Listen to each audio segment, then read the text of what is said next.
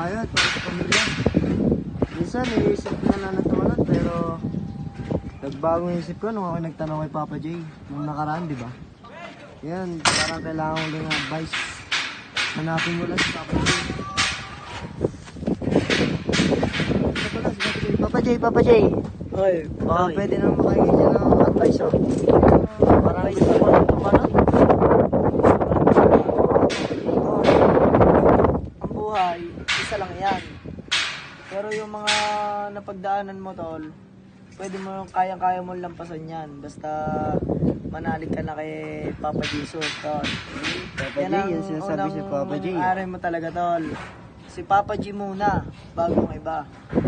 Sa mga family mo, mga friends, sa mga, huwag na muna mga labit, tol. Talaga mga babae talaga, tol, lason yan, mga yan. Kaya unahin mo, priority mo pa yung work mo, pre. Kaya mo Papa munang, G. kaya mo, huwag mong hayang, hindi ka ng ibang tao, tol. Basta ka rin lang, tol. Ingat ka palagi, tol. Ride safe. Salamat, Papa J.